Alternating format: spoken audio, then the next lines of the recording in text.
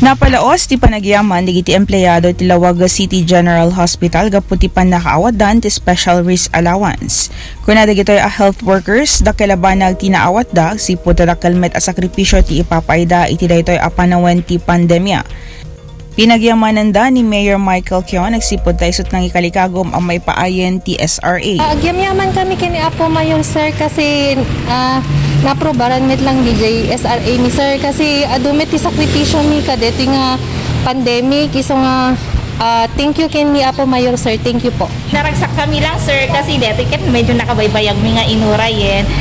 Thanks ken ni Sir Michael ta finally inapruban na met laengen ken iwaras met lang kanyamin ka lalo na itattamang rugi kami man nga agkita kadagiti rat positive sir. Gyamanak sir ta na-facilitate met lang ti SRA nga naited kinyami nga iti napili nga empleyado sir. Dakil nga ba nagta damit pang inaldaw mi pay nga usaren sir. Malagip nga itay na panalawas mismo ani Mayor Kion iti nang ipaimat ti cheque iti DBP para ti pan nakaite den tinasaw a benepisyo kadagiti 82 a personnel iti LCGH. We actually had the money, but the memorandum of agreement needed to be signed by DOH. So we had to wait for that. And it's now been signed, and so now we can release the money.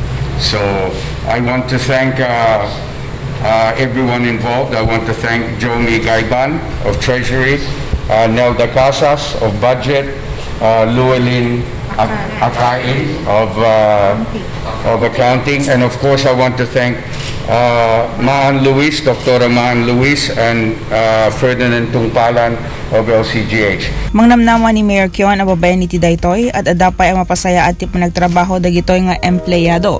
Kabayatan nagtultuloy ti panakapaay ti booster shots kadagiti residente iti Lawaga City. Para iti balitang Ilocos Online, Jaan Agustin.